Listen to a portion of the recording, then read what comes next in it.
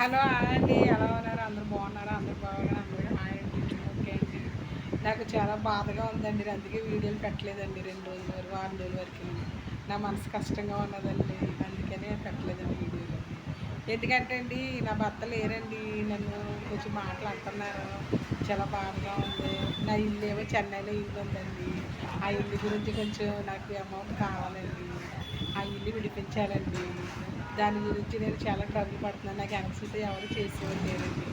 ఏదో చిన్న వీడియోలు చేసి ఏమన్నా మళ్ళీ పిలుస్తారు, ఏదన్నా వస్తుందేమని ఎదురు చూస్తున్నానండి. అక్టోబర్ నెలలో నా ఇల్లు విడిపించుకోవాలండి, ఎవరు నాకు సహాయం చేసేవాళ్ళు లేరండి.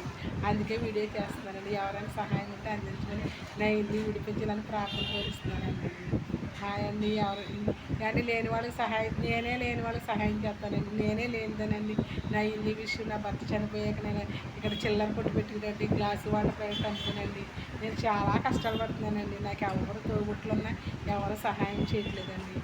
మా ఆయన గారు పుట్టింటోళ్ళు అందరూ నా మీద గొడవలు పెట్టండి, నన్ను చాలా నిర్దోషిగా పక్కన పెట్టారండి. నాకు చాలా బాధగా ఉన్నదండి. అందుకని నేను నా ఇల్లు విడిపించాలని ప్రార్థిస్తున్నానండి. నా ఇల్లు గురించి ఎవరైనా సహాయం చేయాలని. బ్యాంక్లో ఉన్నదండి చెన్నైలో, మేమిద్దరం, మా ఆయన గారు నేను కష్టపడి కొనుక్కున్నామండి. ఈవేళ కరోనా వచ్చి ఆయన చనిపోవడం వల్ల నేను ఎంతో కష్టం అనుభవిస్తున్నానండి. ఇదంతా ఎవరైనా చూసి నాకు సహాయం చేసిన వారందరికీ చాలా ధన్యవాదాలండి. అందుకే వీడియో చేసి పెడుతున్నానండి. ఈ వారం రోజుల వల్ల మా మనశ్శాంతి లేకండి నేను వీడియో పెట్టలేదండి. ఇదిగోండి, నేను ఇప్పుడు దాకా ఆలోచించుకునండి నా నా సమస్య నేను బయట పెడితేనే ఎవరైనా సహాయం చేయడానికి వస్తారని నేను ఆలోచిస్తాను. హలో హాయ్ అండి, ఎవరైనా సహాయం చేస్తారని బాగా చేస్తున్నా. హాయ్, ఓకే అండి.